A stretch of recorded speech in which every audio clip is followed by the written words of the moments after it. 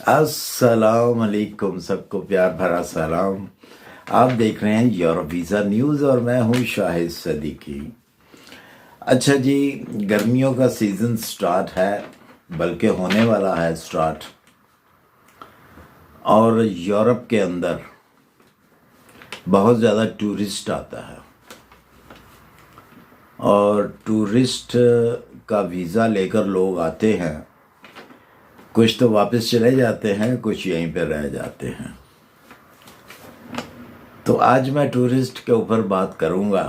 पूरे यूरोप में टूरिस्ट आता है, बेशुमार आता है। टूरिस्ट वीज़ा अगर आपने लेना है तो बिल्कुल आपको मिल सकता है टूरिस्ट वीज़ा। उनकी जो रिक्वायरमेंट है उसको पूरा करना होता है आपने। आप खुद ले सकते हैं, ऑनलाइन भी अप्लाई कर सकते हैं और ख़ुद जाकर भी ले सकते हैं। और टूरिस्ट वीज़ा जो होता है वो इतना ज़्यादा मुश्किल नहीं होता अगर आप उनकी रिक्वायरमेंट पूरी कर दें तो। इनकी 2-3 ऐसी रिक्वायरमेंट होती हैं जो बिल्कुल सही होनी चाहिए, उनके मुताबिक होनी चाहिए, तो वो कभी भी आपको यूरोप वाले जो है इनकार नहीं करते वीज़ा देने से। क्योंकि बहुत सारी कंट्रीज जो हैं वो टूरिस्ट का वेट करती हैं। तो चलते हैं टूरिस्ट वीज़े के लिए आपको कौन कौन से डॉक्यूमेंट्स चाहिए होते हैं। अगर तो आप जॉब करते हैं, अच्छा मिलता ये उनको ही है जो जॉब करते हैं या फिर जो अपना बिजनेस करते हैं। जो फारिग लोग हैं उनको टूरिस्ट वीज़ा नहीं मिलता यूरोप का ओरिजिनल तौर पर। जो जॉब करते हैं उनके लिए जो रिक्वायरमेंट है टूरिस्ट वीज़े की, किसी भी शेंगन कंट्री का, कोशिश करें किसी ऐसी कंट्री का शेंगन की लें वीज़ा, अप्लाई वहाँ पे करें जहाँ पे ज़्यादातर वीज़े इशू किए जाते हैं। किसी बड़ी कंट्री को हाथ ना डालें। अगर आपको शेंगन की एक कंट्री का भी वीज़ा मिल जाता है ना, तो आप टोटल सारी जितनी भी 28 कंट्रीज़ हैं उसमें आप जा सकते हैं। तो चलते हैं जल्दी से जी इसके डॉक्यूमेंट्स की तरफ। जॉब करते हैं अगर आप, तो जॉब से आपको एक सबसे पहले तो NOC सर्टिफिकेट चाहिए, नो ऑब्जेक्शन सर्टिफिकेट जिसको कहा जाता है, आपकी कंपनी से, आपके ऑफिस से, जहाँ भी आप जॉब करते हैं। उसके अलावा आपको NOC के अलावा जो चीज़ है वो आपको चाहिए आपका bank balance, bank statement. Bank statement जो है ये बहुत साफ़ सुथरी होनी चाहिए। ये बड़ा अकाउंट करती है ये चीज़। साफ़ सुथरी इस तरह होनी चाहिए कि जैसे आप 6 मंथ की आपको स्टेटमेंट चाहिए बैंक स्टेटमेंट की। अगर फ़र्ज़ कर लें कि आपकी सैलरी जो है, और सैलरी भी मैं आपको बताता हूँ, जो कम से कम सैलरी है वो और ज़्यादा से ज़्यादा जो सैलरी कम से कम मतलब 70 कितना है, $600 जो है आपकी सैलरी होनी चाहिए।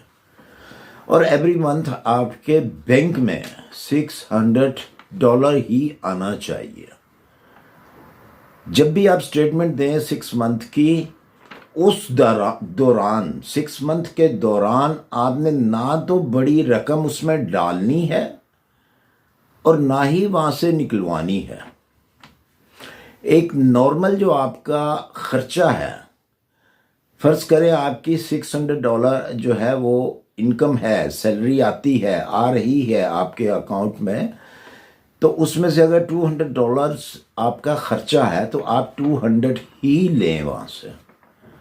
ये नहीं है कि आप 600 का 600 ले लें, वो आपकी स्टेटमेंट जो है वो साफ़ सुथरी नहीं कहलाएगी। और 6 मंथ ऐसे ही आपकी स्टेटमेंट होनी चाहिए। अगर 200 खर्चा तो 200 ही लें आप 6 मंथ।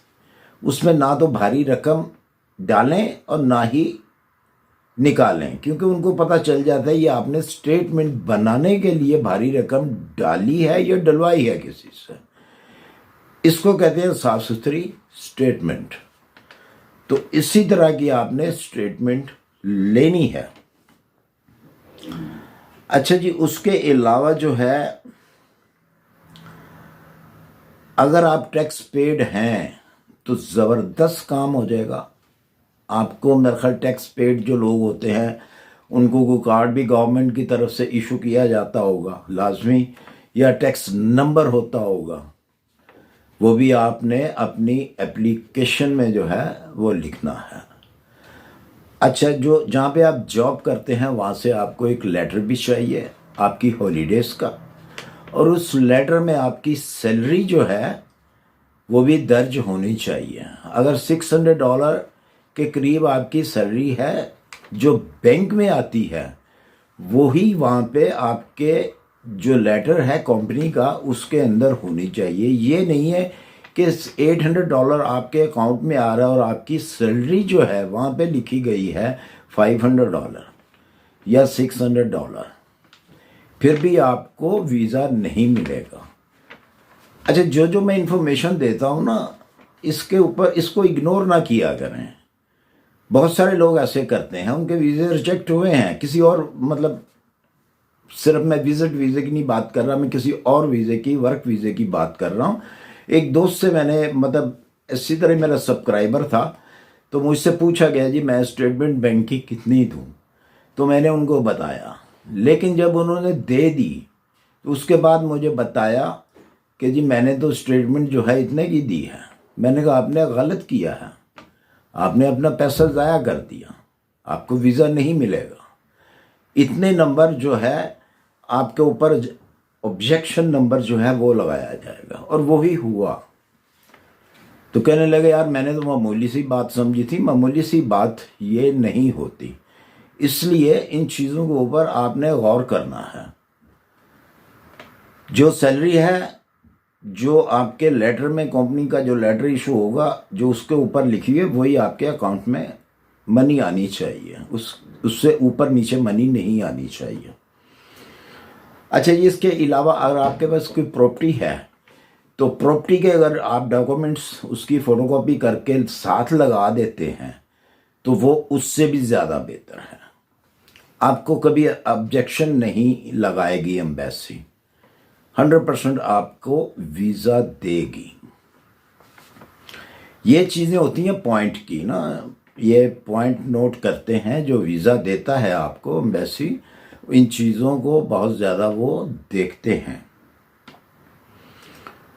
लेटर पैड होना चाहिए। अच्छा जी, इसके अलावा आपके पास रिटर्न टिकट हो। रिटर्न टिकट के साथ साथ आपके पास एक होटल बुकिंग होनी चाहिए, बिल्कुल सेम डेटों में। और जो ज़्यादा ज़रूरी एक चीज़ है वो है आपका ट्रैवल प्लान। ट्रैवल प्लान जो है वो बिल्कुल साफ होना चाहिए आपका, स्टार्ट से लेके एंड तक का। स्टार्ट आप कहाँ से ले रहे हैं, इतनी डेट को आपने फलां एयरपोर्ट से फ्लाई करना है, और इस डेट को फलां एयरपोर्ट पे यूरोप के किसी भी, जहाँ से भी आप वीज़ा ले रहे हैं, उस कंट्री के एयरपोर्ट का नाम, उस शहर के एयरपोर्ट का नाम आपने लिखना है। इस डेट को हम वहाँ पे पहुँचेंगे और वहाँ से हम होटल जाएंगे। होटल का एड्रेस आपके पास होना चाहिए।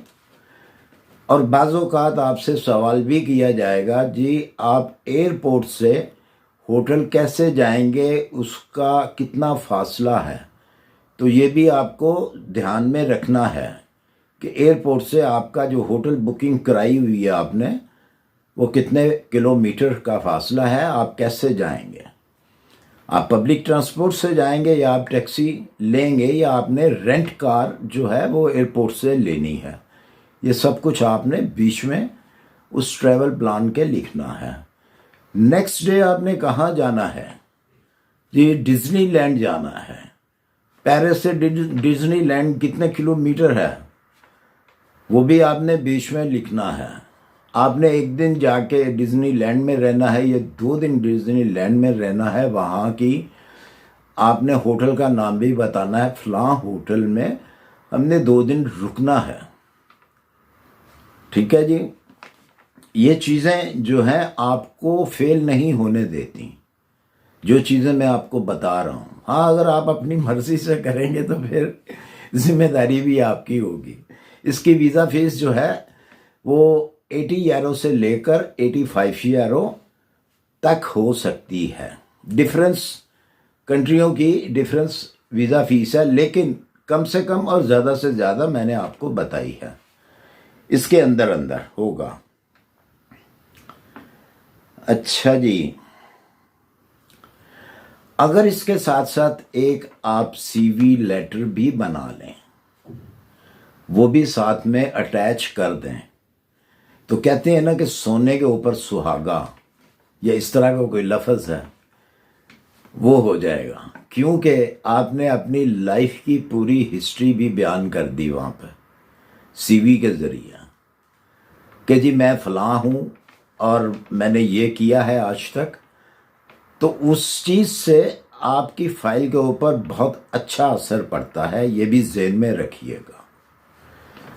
तो ये है जी इनके डॉक्यूमेंट्स। अगर कोई चीज़ रह गई हो तो आप मुझसे पूछ सकते हैं कि कोई भी ऐसी चीज़ हो जिसका आपको पता नहीं चल रहा, तो वीज़ा लेने से पहले, वहाँ जाने से पहले, अप्लाई करने से पहले अगर कोई डाउट हो किसी चीज़ का, तो आप मुझसे बिला झिझक, इंस्टाग्राम मेरा हमेशा जो है वो डिस्क्रिप्शन में होता है, आप रब्ता करके मुझसे पूछ सकते हैं।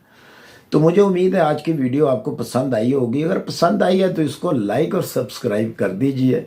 अपनी दुआ में याद रखिए। फिर मिलते हैं इंशाल्लाह किसी अच्छी सी इन्फॉर्मेशन के साथ। मेरी तरफ से खुदा हाफिज़।